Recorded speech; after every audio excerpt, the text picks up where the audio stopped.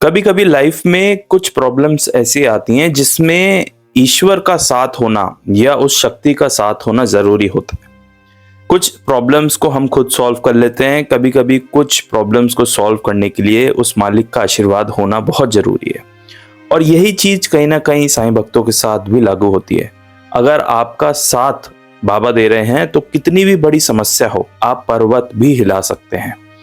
पर्वत हिलाने से मेरा मतलब है कि जो समस्याएं आपको ऐसी लगती हैं जो नहीं सुलझ सकती, या फिर जिनको सुलझाने में बहुत ज्यादा बड़ी शक्ति का हाथ चाहिए, वो शक्ति यानी कि बाबा का हाथ आपके साथ होगा तो वो बड़े से बड़ा पर्वत भी हिल जाएगा। काशीराम सिंपी बाबा के एक भक्त थे जो कि व्यापार के सिलसिले में दूसरी जगह पर जाया करते थे। एक बार उन्हें डाकुओं ने घेर लिया और उनसे इतनी ज्यादा भिड़ंत हो गई डाकुओं से काशीराम सिंपी की, काशीराम सिंपी को उन्होंने अधमरा कर दिया। काशीराम सिंपी बिल्कुल बेहोश वहां पर गिर गए। उनके आसपास खून बह रहा था उनका और लग रहा था कि अब उनके प्राण संकट में और वह नहीं बच पाएंगे।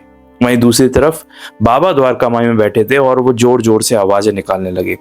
वहां पर बैठे सब भक्त ये सोच रहे थे कि बाबा आखिर ऐसी आवाजें क्यों निकाल रहे हैं। कुछ समय बाद कुछ ऐसा चमत्कार हुआ कि काशीराम शिंपी को लेकर एक गाड़ी वहां पर आई। जब काशीराम शिंपी घायल अवस्था में थे, बाबा ने उनका उपचार किया, वो ठीक हो गए।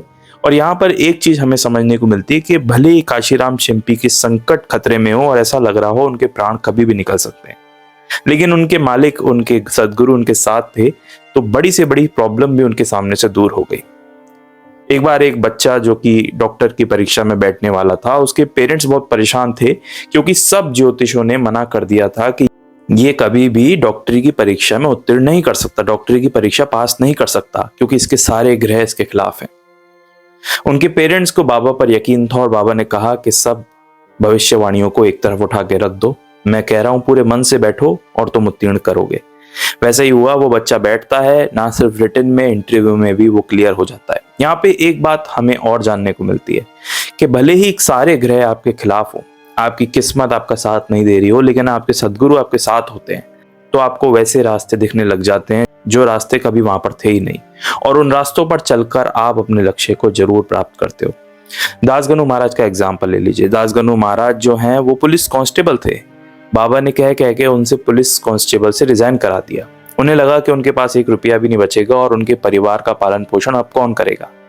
लेकिन बाबा ने उन पर ऐसी कृपा की कि वो कीर्तन करने लगे, और आज अगर हम दासगनु महाराज का नाम जानते हैं तो वो बाबा के कीर्तन की वजह से ही जानते हैं। अनेक संतों से दासगनु महाराज की मुलाकात हुई, और शायद इतना ज्यादा नाम या इतना ज्यादा याद हम रख रहे हैं दासगनु जी को, आज संभव नहीं हो पाता अगर वो एक पुलिस कांस्टेबल ही रहते। तो ये बातें बताती हैं कि जो ईश्वर की शक्ति आपके साथ है सदगुरु के रूप में, और वो आपको रास्ता दिखाती है और आपके साथ खड़ी होती है, तो आप पर्वत भी हिला सकते हैं। यकीन मानिए, दुनिया में कोई भी ऐसी चीज नहीं जिसको सदगुरु की कृपा से पाया नहीं जा सकता। बस आपको करना यह है कि आपके सदगुरु पर हमेशा विश्वास रखना है, और साथ ही में एक चीज अपने मन में रखनी है, दुनिया में ऐसा कोई कार्य नहीं जो आप नहीं कर सकते। खुद पे विश्वास और अपने सदगुरु पर विश्वास रखिए, क्योंकि वो शक्ति आपसे वो सब काम कराएगी जिसका आपको उम्मीद भी नहीं थी।